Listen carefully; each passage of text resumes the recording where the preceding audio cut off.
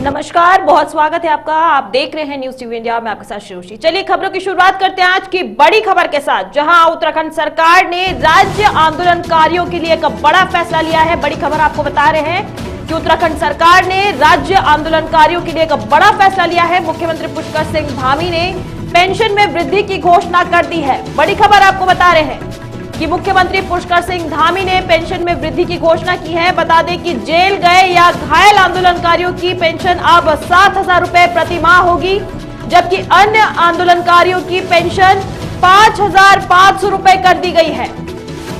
आंदोलन में गंभीर रूप से घायल हुए लोगों को अब 30,000 रुपए की विशेष पेंशन दी जाएगी और वहीं शहीद आंदोलनकारियों के आश्रितों की पेंशन 5,500 रुपए प्रति माह होगी। बता दें कि बड़ी खबर आपको बता रहे हैं, सीएम धामी ने इसे आंदोलनकारियों के सम्मान और सरकार की कृतज्ञता का प्रतीक बताया है। नई पेंशन वृद्धि तुरंत लागू कर दी गई है, जिससे आंदोलनकारियों और उनके परिवारों को अब वित्तीय राहत मिलेगी।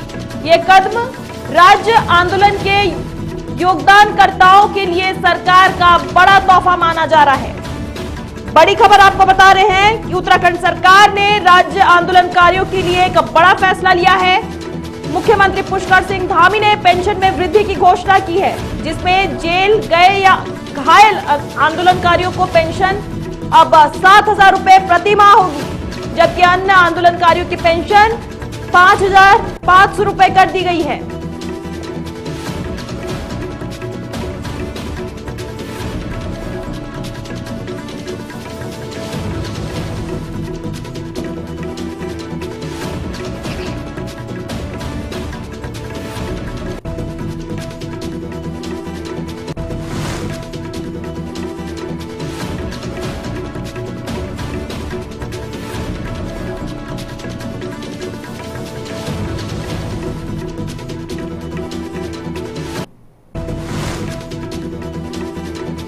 चलिए बुलेटिन की शुरुआत करते हैं आज की पहली खबर के साथ। पहली खबर आ रही है देहरादून से, जहां आपको बता दें कि दिन दहाड़े एक व्यक्ति की गोली मारकर हत्या कर दी गई। बता दें ये घटना शुक्रवार सुबह यानी कि आज लगभग 10 बजे सिल्वर सिटी राजपुर रोड पर हुई है। मृतक की उम्र करीब 40 साल बताई जा रही है और उसका नाम विक्रम शर्मा है। बता दें पुलिस के अनुसार 3 लोग बाइक पर सवार होकर आए और उन्होंने इस घटना को अंजाम दिया। मौके पर भारी पुलिस बल मौजूद है और पुलिस फिलहाल इस मामले की जांच कर रही है। देहरादून से बड़ी खबर हम आपको बता रहे हैं, जहां सहसपुर इलाके के पास दिन दहाड़े अज्ञात अपराधियों ने एक व्यक्ति की गोली मारकर हत्या कर दी। बता दें कि देहरादून के सिल्वर सिटी पर एक सनसनीखेज खबर सामने आई है। सुबह करीब 10 बजे राजपुर रोड पर हुई इस गोलीबारी में एक व्यक्ति की हत्या कर दी गई है। बाइक सवार 3 अपराधियों ने घटना को अंजाम दिया है। फिलहाल पुलिस मौके पर मौजूद है और लगातार इस मामले की जांच में जुटी है।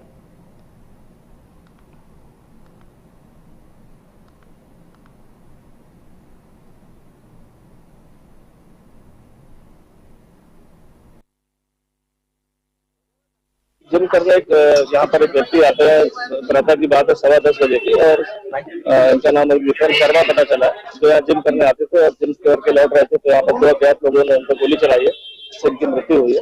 अब अन्य जानकारी उनके बारे में उनके परिजनों से की जा रही है। सर अभी तो कुछ पता लगा क्या सूचना क्योंकि अभी प्राप्ति हुई है, तो टीम हमारी पहुंची है यहाँ पर, फोरेंसिक टीम में सारी चीजें, तो कुछ देर में और विस्तृत जानकारी मिल पाएगी। सर जो घायल है वो कहाँ ले गए थे? उनको मैक्स हॉस्पिटल ले गए, लेकिन बहुत डेट बताया गया।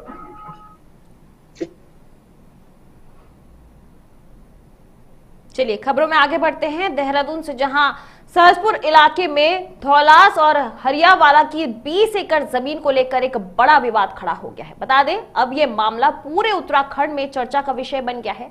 आरोप है कि यह जमीन पढ़ाई के काम के नाम पर ली गई थी, लेकिन बाद में इसके इस्तेमाल को लेकर सवाल उठ रहे हैं। मुख्यमंत्री पुष्कर सिंह धामी ने इस मामले पर सख्त रुख भी अपनाया है। उन्होंने साफ कहा कि अगर जांच में गड़बड़ी मिली तो जमीन का आवंटन तुरंत रद्द कर दिया जाएगा और जमीन सरकार अपने पास ले लेगी। उन्होंने कहा कि उनकी सरकार किसी भी तरह की नियम तोड़ने वाली या गलत मंशा वाली गतिविधि को बिल्कुल बर्दाश्त नहीं करेगी। मुख्यमंत्री ने यह भी कहा कि इस मामले की पूरी जांच होगी और हर कागज देखा जाएगा। हर पहलू की जांच की जाएगी। अगर कृषि भूमि को लेकर उसका गलत इस्तेमाल किया गया या प्लॉट काट कर बेचा गया तो सख्त कार्रवाई तय है।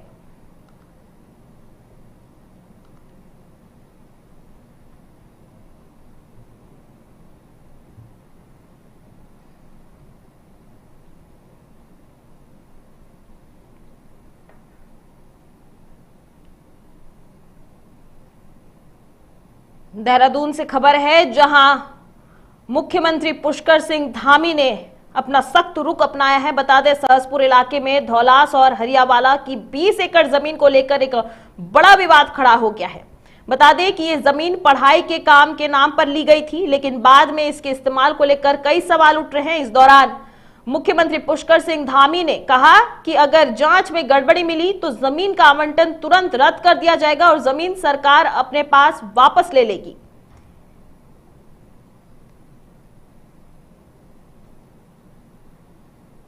तस्वीरों में आप देख सकते हैं कि ये वही जमीन है जो कि धौलास और हरियावाला की जो 20 एकड़ जमीन की हम बात कर रहे हैं, ये वही जमीन का विवाद चल रहा है, जहां मुख्यमंत्री पुष्कर सिंह धामी ने अपना सख्त रुख अपनाया है। मुस्लिम यूनिवर्सिटी बनाने का सपना देख रहे थे और सपने पर पानी फेरकर एक बड़ी चोट पहुंचा दी। क्या कहेंगे अब ये जो जांच इस पूरी भूमि को लेकर के चल रही है, सरकार क्या कब जिस तक? प्रकार से 2004 में एक सेकुल हिंद ट्रस्ट नाम से जो ट्रस्ट बना है और उस ट्रस्ट के संचालक जिस प्रकार की उनकी गतिविधियां रही हैं, जिस प्रकार से लोगों को प्रशिक्षण देते हैं, नए युवाओं को प्रशिक्षण देते हैं, एक व्यवस्था विरोधी काम उनके माध्यम से होता रहा है। तो उस संस्थान के माध्यम से मुस्लिम यूनिवर्सिटी बनाने का उनका एक बड़ा ध्येय था और बड़ा षड्यंत्र था देवभूमि में। लेकिन अब वो चीजें सामने आ गई हैं, हम उसकी जांच करा रहे हैं और एक एक इंच जमीन जो भी गलत तरीके से वहां पर की गई है उसको सरकार में निहित की जाने की कार्रवाई प्रारंभ कर दी गई। 2004 में जब नंद तिवारी जी मुख्यमंत्री थे, लगभग 22 एकड़ जमीन, लगभग 103 है कुछ, मेरी विधानसभा धौलास में दी गई है। और 2022 का जब चुनाव आ रहा था तो कांग्रेस के ही लोगों ने मुस्लिम यूनिवर्सिटी की यहां पर बात की है और मैंने मुख्यमंत्री से बीच में परसों भी निवेदन किया था, आज भी निवेदन किया मंच के माध्यम से।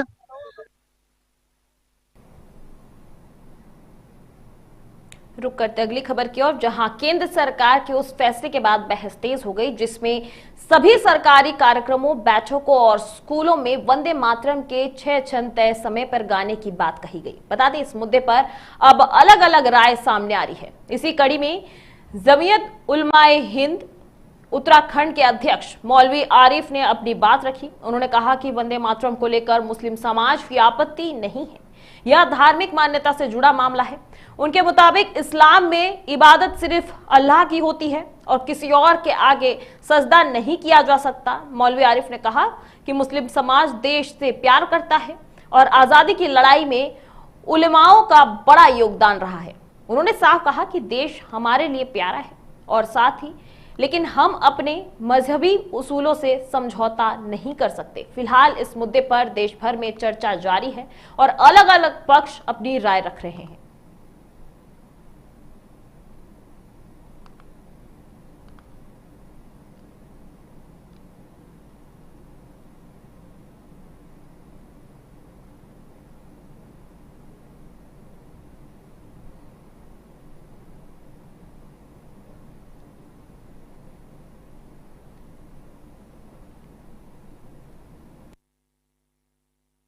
सर, जैसा गृह मंत्रालय की तरफ से ऑर्डर हुआ है राष्ट्रगान और राष्ट्रगीत के संबंध में, तो इस विषय पर मैं ये कहना चाहता हूं कि राष्ट्रगान गाने में हमें कोई आपत्ति नहीं है, किंतु जो राष्ट्रगीत है उसमें जो वर्ड यूज होते हैं वंदे मातरम में, उसका जो अर्थ है कि जो भूमि है या हमारी जो धरती है उसको सजदा करना, तो मजहब इस्लाम इस चीज की हमें इजाजत नहीं देता। आदेश किया था कि जनगणमन अधिनायक ये राष्ट्रीय गीत है और वंदे मातरम राष्ट्रीय गीत नहीं है। और इसके बारे में जो है ना, हम सभी मुसलमान, जो ये मसला कोई आज का नया नहीं है, ये बहुत पुराना मसला है और इसके ऊपर मुसलमानों को और मुस्लिम जो जुआमा और उलामा है, इस गीत के ऊपर उन्हें हमेशा एतराज रहा है। और उसकी वजह यह है कि इसमें वंदना, एक जो हमारा मुल्क है इसे एक देवी का तस्वुर करके उसके लिए वंदना यानी पूजा का तस्वुर है। तो हमें असल ये बताना चाहते हैं कि मजहब इस्लाम में, चूंकि ये अकीदे का मसला है, मजहब इस्लाम में अल्लाह को छोड़ करके किसी और की इबादत का तस्वुर नहीं है। अगली खबर देहरादून से है, जहां देहरादून के तिब्बती मार्केट इलाके में एक बड़ी और सनसनीखेज खबर सामने आई है। बता दें 11 तारीख की सुबह करीब 10:30 बजे यहां एक व्यक्ति को गोली मार दी गई। घायल हालात में उसे अस्पताल ले जाया गया, लेकिन डॉक्टरों ने उसे मृत घोषित कर दिया। मृतक की पहचान अर्जुन शर्मा के रूप में हुई है। वहीं पुलिस जांच में सामने आया कि अर्जुन शर्मा रोज परेड ग्राउंड में टेनिस खेलने जाया करते थे। परिवार ने बताया कि उनका कुछ लोगों के साथ जमीन को लेकर विवाद चल रहा था, साथ ही पारिवारिक तनाव भी था। इधर परिवार ने 4 लोगों पर शक जताया है। मामले की गंभीरता को देखते हुए पुलिस ने तुरंत कई टीमें बनाई और जांच शुरू कर दी। जांच में यह भी सामने आया कि करीब 14 करोड़ रुपए की जमीन को लेकर विवाद चल रहा था। मृतक की पत्नी ने इस जमीन के सौदे पर आपत्ति जताई थी और कोर्ट से स्टे ऑर्डर भी लिया था। पुलिस का मानना है कि इस जमीन विवाद के चलते साजिश रची गई। फिलहाल 3 आरोपियों को गिरफ्तार कर लिया गया है।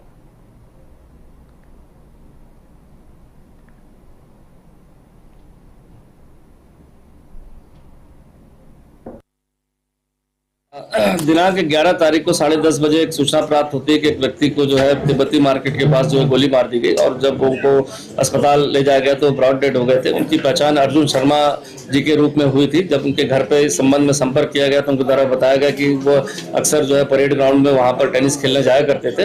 और जब उनसे अन्य चीजों की जानकारी की गई तो उन्होंने बताया कि कुछ प्रॉपर्टी विवाद और लगातार पारिवारिक क्लेश के कारण उनको शक है कि उसमें जो 4 लोग हैं, जिसमें उनको 4 लोग को नेम्ड किया था कि उनको की हत्या में वो लोग शामिल हो सकते हैं। क्योंकि सनसनीखेज मामला था, इसमें जो पहले तो अभियुक्त की जो तलाश करना था उसको जो टीमें बनाई गई थी और 2 अभियुक्तों की इसमें जो शिनाख्त करते हुए और उनके जब उनकी घेराबंदी की गई अलग अलग स्थानों पर जब उनका पता चला तो उसमें दोनों अभियुक्तों द्वारा पुलिस पार्टी पर फायर किया गया था, जिसमें 2 अलग थानों में मुकदमा रायपुर और डोईवाला में रात्रि पंजीकृत हुआ। चलिए रुक करते हैं अगली खबर की ओर। श्रीनगर गढ़वाल नगर निगम में इन दिनों विवाद गहराता जा रहा है। बता दें वार्ड 44 के पार्षद संदीप सिंह रावत और झावर सिंह रावत ने मेयर आरती भंडारी पर अनियमितताओं के गंभीर आरोप लगाए हैं। दोनों पार्षदों ने जिलाधिकारी पौड़ी को ज्ञापन देकर पूरे मामले की जांच की मांग की। उनका कहना है कि बोर्ड बैठक के पास प्रस्ताव के बावजूद पार्षदों के एनओसी के बिना ठेकेदारों को भुगतान किया जा रहा है। वहीं टेंडर की जानकारी भी पार्षदों से छिपाई जा रही थी। साथ ही मेयर पति पर निगम के कामकाज में दखल देने का आरोप भी लगाया गया है। पार्षदों का कहना है कि पारदर्शिता बनाए रखने के लिए निष्पक्ष जांच जरूरी है।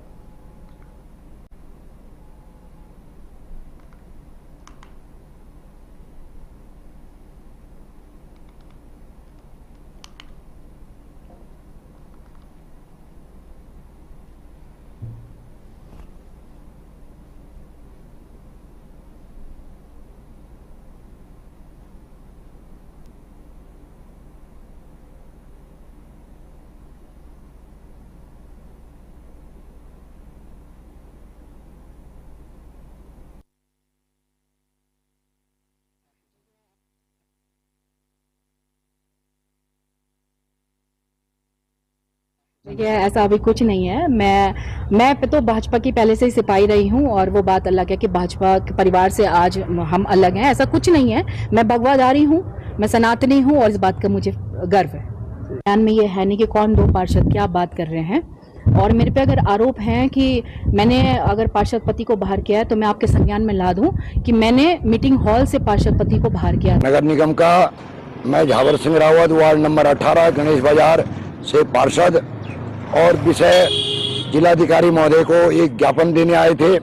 शिकायत हमारी ये है कि मेयर पति महोदय श्रीमान लखपत सिंह भंडारी जी जिस तरह से नगर निगम में उनका एकमात्र वो शासनादेश कहेंगे हम शासनादेश कहेंगे या उसको अत्यधिक एक हस्तक्षेप कहेंगे कि वो आए दिन 24 घंटे नगर निगम में हस्तक्षेप करते आए हैं। बढ़ते अगली खबर की ओर, जहां पहाड़ों की रानी मसूरी में राष्ट्रीय राजमार्ग 707A का एक हिस्सा अचानक धंस गया। बता दें, ये सड़क मसूरी को कैप्टी, उत्तरकाशी और चारधाम मार्ग से जोड़ती है। शुरुआती जांच में वाल्मीकि मंदिर के पास अवैध खनन की आशंका जताई गई है। बताया जा रहा है कि जेसीबी से सड़क के नीचे तक खुदाई की गई, जिससे नींव कमजोर हो गई और सड़क बैठ गई। सड़क बंद होने से चारधाम यात्रा, लाल बहादुर शास्त्री राष्ट्रीय प्रशासनिक अकादमी और कैप्टी फॉल जाने वाले लोगों को भी परेशानी हो रही है।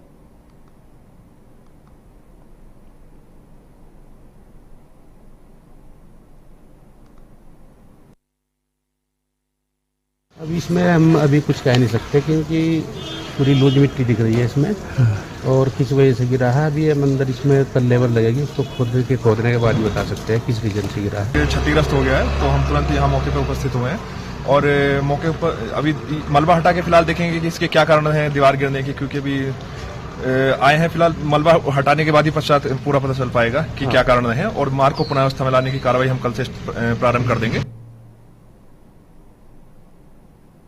अगली खबर देहरादून से है, जहां अंकिता भंडारी हत्याकांड पर एक बार फिर चर्चा का विषय बन गया है। बता दें, इस बार मामला मुख्य आरोपी के पिता को कथित तौर पर टेंडर दिए जाने को लेकर गरमाया हुआ है। कांग्रेस ने सरकार पर गंभीर सवाल खड़े किए हैं। इधर कांग्रेस नेता और विधायक प्रीतम सिंह ने कहा कि आरोपी के परिवार को टेंडर दिया जाना बेहद गंभीर मामला है। उनका आरोप है कि ऐसा इसलिए किया गया ताकि मामले में किसी कथित वीआईपी का नाम सामने न आए।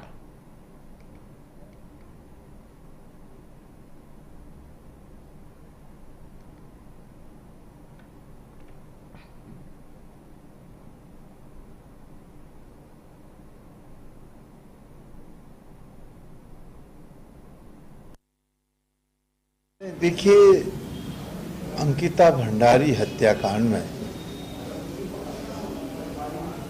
जिन लोगों को आजीवन कारावास हुआ है, उसमें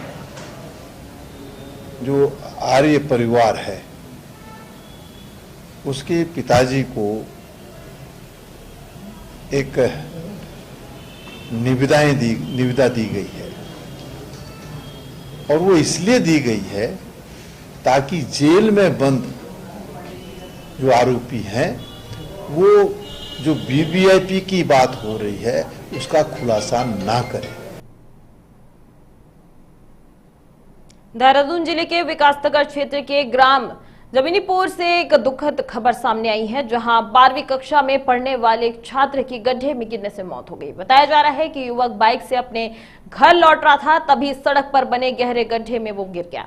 हादसा इतना गंभीर था कि उसकी मौके पर ही दर्दनाक मौत हो गई। इधर घटना के बाद परिवार का रो रो कर बुरा हाल है और इधर पूरे गांव में मातम पसरा हुआ है।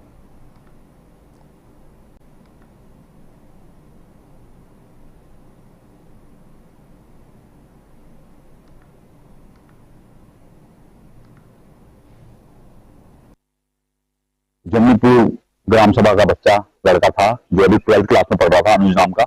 और वास्तव में ये गड्ढे जो हमारे जितने भी अंदर की रोड है, एनएच से छोटी जितनी रोड है, सब जगह स्थिति ऐसी है कि जो रोड बनी हुई है उनमें भी गड्ढा है। तो मैं ये कहना चाहूंगा कि वास्तव में इतना बुरा हाल है कि अगर रात का टाइम हो या कोई बच्चा जल्दबाजी में अपने किसी को ले जा रहा हो तो मुझे नहीं लगता कि वो सही सलामत पहुंच पाएगा।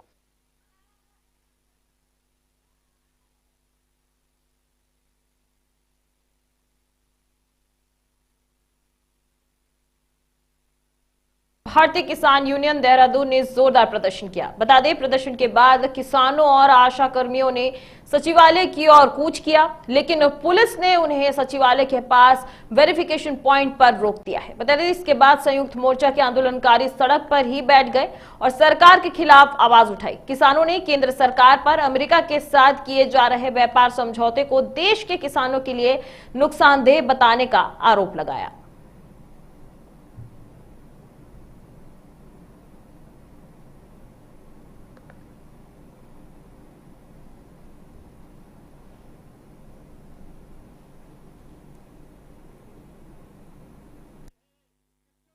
आप लोग सोच सोच रहे होंगे कि महिलाओं का क्या मतलब इस मतलब देशव्यापी हड़ताल है।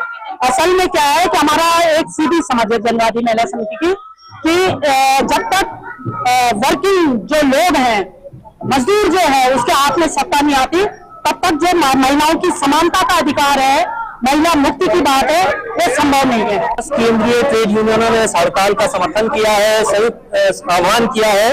संयुक्त किसान मोर्चे ने भी इस हड़ताल का समर्थन किया है। देश की जो वामपंथी पार्टियां हैं, तमाम दूसरी विपक्ष की पार्टियां हैं, सबने इस हड़ताल का समर्थन किया है। बढ़ते अगली खबर की ओर। अगली खबर विकासनगर से है, जहां विद्युत कर्मचारियों ने बड़ा आंदोलन किया है। दरअसल उत्तराखंड विद्युत अधिकारी कर्मचारी संयुक्त संघर्ष मोर्चा के यमुना घाटी के सभी परियोजनाओं में तैनात कर्मचारियों ने कार्य बहिष्कार कर विरोध प्रदर्शन किया। बता दें कि इस दौरान केंद्र पर बिजली कर्मचारी धरने और मीटिंग कर रहे हैं। वहीं मोर्चे ने चेतावनी दी है कि यदि संसद में अल्टीमेटेड बिल पास नहीं किया गया तो देश के लगभग 27 लाख बिजली कर्मचारी लाइटनिंग स्ट्राइक पर जाएंगे। इस आंदोलन में पहली बार संयुक्त किसान मोर्चा और 10 केंद्रीय ट्रेड यूनियनों ने भी हिस्सा लिया।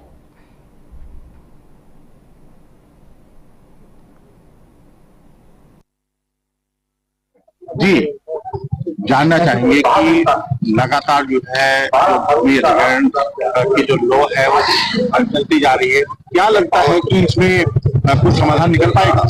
हाँ, समाधान अवश्य निकलेगा, क्योंकि जो त्रुटि वाली चीजें होती हैं, जो जिसमें इसमें कोई प्रक्रिया का पालन नहीं हुआ, भूमि का अधिग्रहण हुआ था विद्युत परियोजनाओं के लिए तत्कालीन उत्तर प्रदेश राज्य विद्युत परिषद के द्वारा, तो एक इस प्रकार का शासन आदेश जो त्रुटिपूर्ण है, जिसमें क्योंकि यूजेविल लिमिटेड एक कंपनी है जो कंपनी एक्ट में स्थापित है, जो भारत सरकार का एक्ट है, और जो ये विद्युत हमारा ट्रांसफर स्कीम थी 2000 की, जब ये राज्य पृथक हुए थे, तो भारत सरकार के आदेश के अनुसार उत्तराखंड राज्य जब बना तो ये परिसंपत्तियां, जमीन, सारे पावर हाउस हैंडओवर किए गए थे यूजेविल लिमिटेड को डायरेक्ट।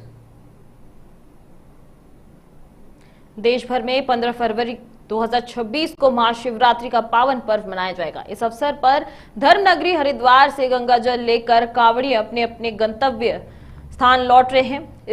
इसी क्रम में उत्तराखंड के जनपद उधम सिंह नगर की जसपुर विधानसभा क्षेत्र में कांवड़ियों की सेवा के लिए अनेक संगठनों और व्यक्तिगत रूप से 24 घंटे खान-पान, चिकित्सा, विश्राम और जलपान की व्यवस्था की जा रही है। कांवड़ियों ने इस सेवा की सराहना की, लेकिन पुलिस व्यवस्था को लेकर शिकायत भी दर्ज कराई गई है।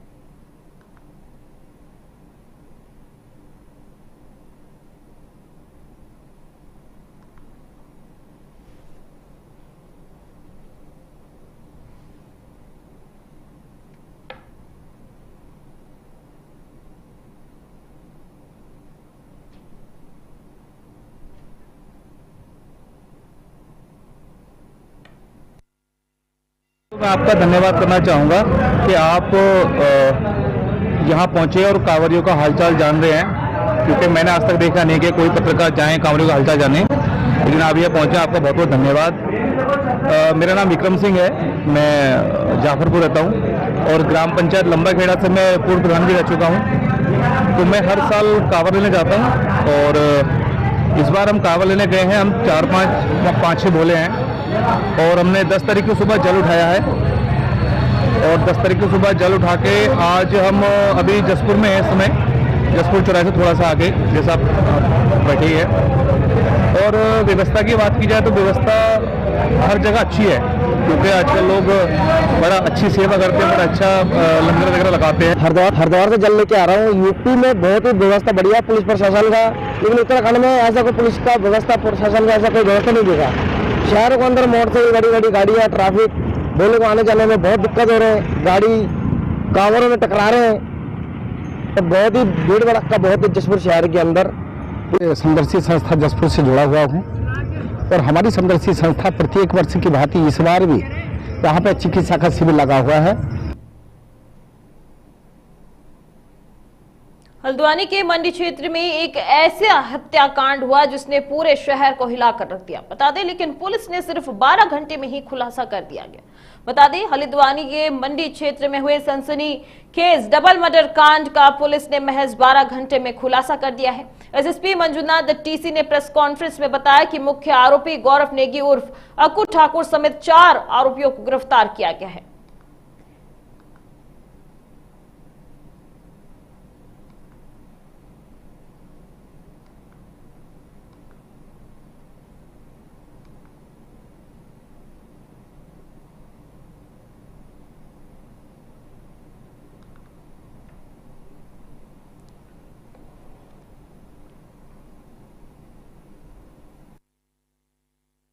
ये देखिए, झगड़े का शुरुआत जो हुआ वो जो है गाली गलौज इसको लेके हुआ है।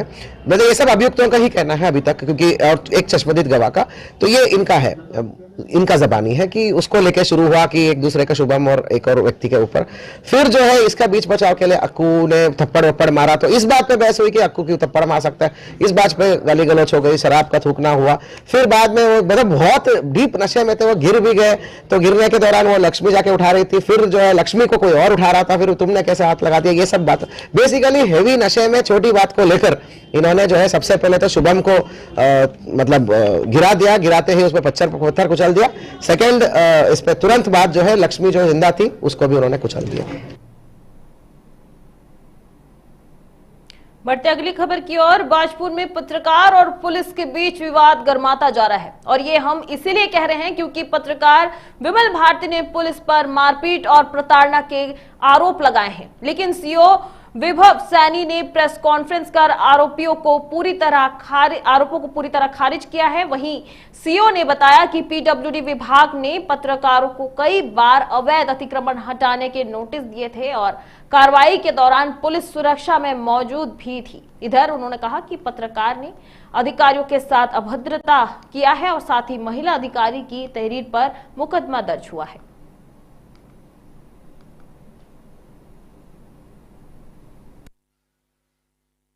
आज मेरे संज्ञान में आया है कि बाजपुर के निवासी विमल भारती उर्फ गोल्डिंग एवरी द्वारा आज एक प्रेस कॉन्फ्रेंस की गई, जिन पर उनके द्वारा बाजपुर पुलिस पर अनेकों प्रकार के आरोप लगाए गए हैं। इसमें मैं आपको क्लियर करना चाहता हूं कि उनके द्वारा कहा गया है कि बाजपुर पुलिस द्वारा और पीडब्ल्यूडी विभाग द्वारा उनका जो घर का एक अंश है उसका जबरन ध्वस्तीकरण किया गया। साथ में बाजपुर पुलिस द्वारा उनके साथ अभद्रता की गई एवं दुष्व्यवहार किया गया।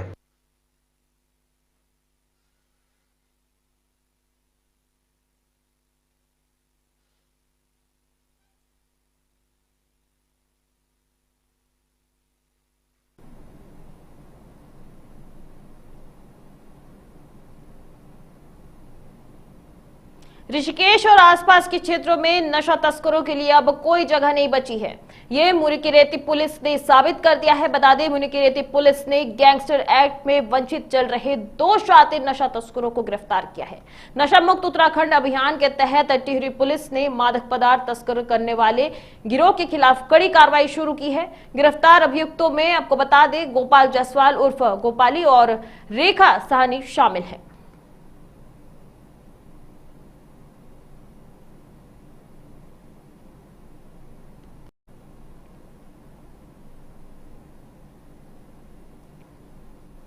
ऋषिकेश में बिना अनुमति बने घरों और कॉलोनियों पर बड़ी कार्रवाई हुई है। बता दें कि मसूरी देहरादून विकास प्राधिकरण यानी कि एमडीडीए की टीम ने पशुलोक निर्मल बाग में श्रवी का बहुमंजिला घर सील कर दिया है। साथ ही सुनील रावत की 5 बीघा और संदीप रावत की 6 बीघा जमीन पर अवैध प्लांट और सड़कें जेसीबी से ध्वस्त कर दी है। इस दौरान पुलिस बल भी तैनात थी। बता दें, एमडीडीए के उपाध्यक्ष वंशीधर तिवारी ने साफ कहा कि शहर के विकास से कोई समझौता नहीं होगा।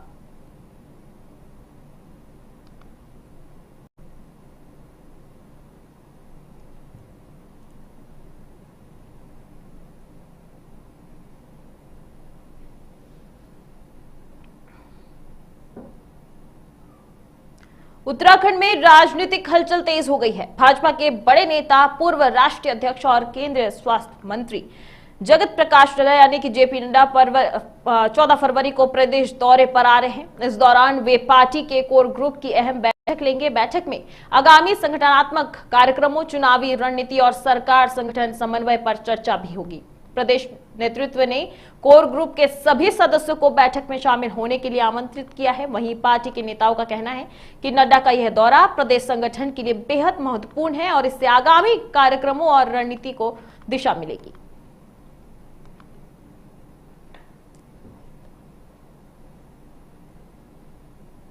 तो फिलहाल मेरे साथ इस बुलेटिन में इतना ही। आगे की देश दुनिया की तमाम खबरों के लिए आप देखते रहिए न्यूज़ टीवी इंडिया। नमस्कार।